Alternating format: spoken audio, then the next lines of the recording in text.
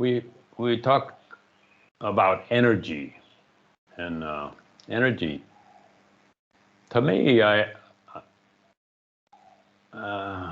what should I say about energy? It's just everywhere. It's ubiquitous. It's life. It's probably without life too. Energy is the soup that we live in, and the soup that we're made of. And I'm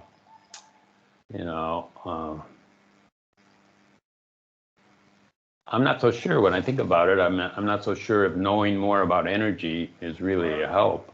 Like it's as if a fish knew about water, would they swim better, or would they eat better, or would they live longer, or something? Well, energy is just something we need to accept, and the way we know about energy is that we have a feeling, because it impinges against our instrument called, well, it's our body, but it does have a mind and stuff like that. But that dog. Yeah, we got. Yeah, that's energy. Yep. Well, that's what I'm saying. I'm saying that there's an experience of the sound, and I would call the sound energy, and it comes in a package of energy that we can then be aware of. So, yes, we experience it, and then sometimes it is a feeling like the weight of our bum on the chair. There's a pressure there, perhaps. If we call that feeling, it's just the word feeling. People often get that mixed up with sadness, happiness, excitedness, feelings like that. And so that's why I like to kind of just call it all energy, even if it shows up in a package of sadness. It's the energy of sadness. So so we're talking the same thing. It's just I like to go to the neutrality of the word energy because it's easier for people to open to. Because that's really very good. That's very good and very, very, very helpful. Because if you neutralize it like that, in order for people to do anything about it, they have to be open to it and let it in. And if you're running away from it or pushing it, it gets more strong.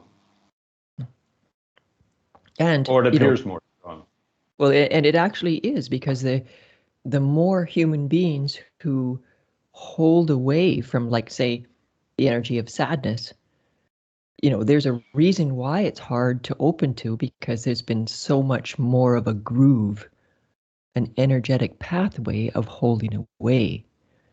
So when they open to it and rename it energy, that groove disappears, because there isn't a groove.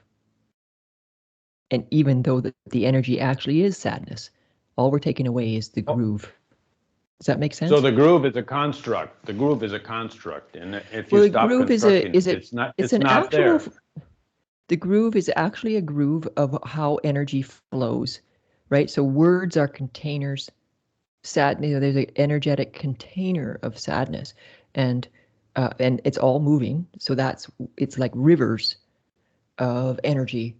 And people can open to that, and we can let go of the groove or the channel or the ditch. It actually looks like a ditch, and stand out on the edge of the ditch. It's easier to open to the energy rather than being in the actual river, because you're trying to breathe and whatever. It's just an analogy, but so it supports people to sort of come to the edge of whatever they're experiencing, where it's neutral, and still be with what it is, so it can have space to express itself, and the person can receive that information in the package, from the package of energy. This must be a very delicate skill, because you're saying go to the edge, of a groove, which is kind of like a flowing river or something, because energy is motion or something like that. And then people are saying, I don't want to do that because I might fall in, and I'll fall into sadness. No, they're in the river. I'm anger. supporting them out of the river. Yeah. Oh, come out. Oh, yeah, they're already in. It's not even they're them. running away from being in the river, right? They're to be really clear, And they're in the river anyway. They're trying to run away from a river they're already in. It's just really, and that is just the way that it is. And people just don't know that until they actually stop, open to it, and realize, oh, because they can't even perceive it with it. It's already happening. It has to pass through perception. So it's already there. Whatever it is people are running away from is already in them. So I support people to find their way out of those rivers, just to come to the edge of that and still be there, not run away, and let themselves just taste the river in quiet stillness. And then the river speaks to them. And the reason that it's there will be given to them. And that's why it's love. Because the reason is always love. How does a river speak? In other words, what is its language? Completely unique to the moment, depending on what it is, depending on the person, depending on who is with that. So because it's all part of oneness, right? It's completely intricately unique to the moment and fits in its little jigsaw puzzle piece. It fits into that part, that container of the whole of the energetic of existence. So that's how come it's love, attempting to have this puzzle piece be known as it slides into place. And then once the edges are met, it fills in its little spot. It slides it just like a puzzle piece. Slides into its spot, and it becomes its. I'm not quite getting it, because I ask you, what is the language of the river speaking to you, and then you're saying, well, it's a puzzle piece and it fits into the slot. It's unique. And you can't name that, because it's unique to the moment and whoever's experiencing it. That's the tricky part about this. But is it made of thought? Is it made of thoughts? Is it made of a story? Is it made of a... It's all of those. If it is the part that's the reason why people don't usually open to it, is because it is unknown. That is the point. And so it does take some courage to step onto the edge of that river and just listen by feeling what's actually really going on, because there's no way you can know it before it's passed through perception. It hasn't passed through yet. So it's the unknown. Just the whiff of it. You said whiff before, like the smell of it is passed through, but the smell smells rotten, right? Like, oh no, I don't want to go back there again. At first. Yeah. Well, not at first, for lifetimes, for decades. It can be if the person doesn't open to it, but when they do open to it, then the love can be tasted. The actual reason why it is in existence gets received. Well, and then people go, "Whoa, reason, this is love." When we say reason, we usually mean an explanation, because we're verbal creatures, and so then we're usually saying that. No, an experiential. It's an experiential thing. It's the person knows what it is when they experience it. There's no generality. It's completely unique to the moment and to the person that's in reception of their own self. So yeah, it's delicate kind of stuff, and it isn't. I mean, people who haven't gone to a lot of all the books of non-duality and all, they have an easier time, because it's much more normal, a normal people sort of thing, without all the ideas of how it's supposed to look if a person is spiritual. Everybody is where they are, Maybe a spiritual person is just a person who has an interest in something more than how things appear to be. And that's, that they've actually activated that interest and are taking action in some way. Well, I really love that you said it's just normal. So then, that would be my push for everything, is to what's the next step down? In other words, how to make this more simple. And then if you get into all kinds of jargon and all kinds of scripture and all kinds of other people's experience and so on, you're actually just building the complexity and making things farther and farther away, out of reach, and you need to do more and more things to get there, and But you need to have more in and some more ways, people intercede for you. in some And ways, Richard, because even our having discussing this, it supports people to look in these directions. And even though our words may not give a clear answer, there might be a curiosity, and it might start a way that their intellect looks in a different direction, just because we've stirred it up a bit here. But you're right. but I mean, my direction? preference is definitely. What do you mean another direction? You don't mean toward spiritual lore, do you?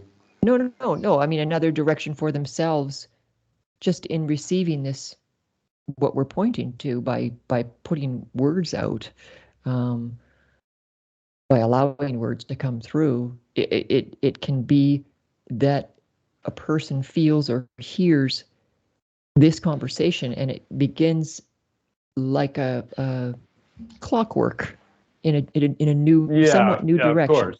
Right. If they take it, okay. But like I'm just saying there is value to the jargon. What we're pointing to is openness. To be open, to be to the energy, and the energy in this case we use the metaphor of a flowing sadness, and that you're really in it, even though you're trying to block it off from your consciousness. You're in a sadness kind of a thing.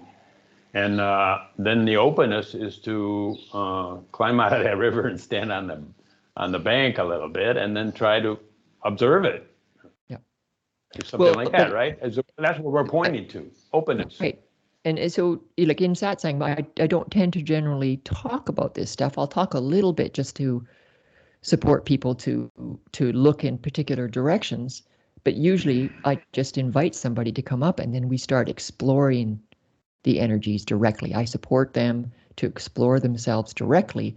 And in that, then the other people start to look at whatever it is that they're looking at. They look at that in themselves. Say if it's sadness, or if it's, you said earlier, blame, or, confusion. These are all energies. And so a person can find those energies because we've all experienced them. We can find them. But to actually face into them, to actually go, hey, what is this really? And open to it so it can speak itself, is basically listening to yourself and, the nuance of life that's speaking to each of us individually. But yeah, so that's exactly the actual example, the actual exploration speaks quite loudly. Now, the tricky part is as you said earlier, it's very intimate. And so people don't, there's not a lot of videos.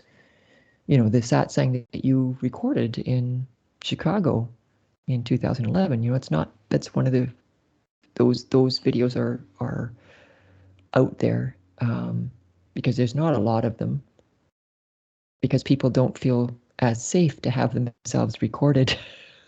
Oh, yeah, that's okay. In the privacy of the satsang group, people go very deep because, I don't. This is the age of internet privacy now. It's a little different 10 years later, right?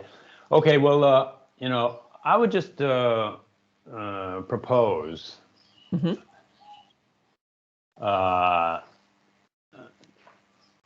misconception, maybe. Propose that there might be a misconception. Okay, like we use certain metaphors, and we might as well just stick with the river of sadness, right? And it's in a channel, and it's energy. Energy is flowing in a channel, and it's got an intimate label. It could be anger, sadness, blame,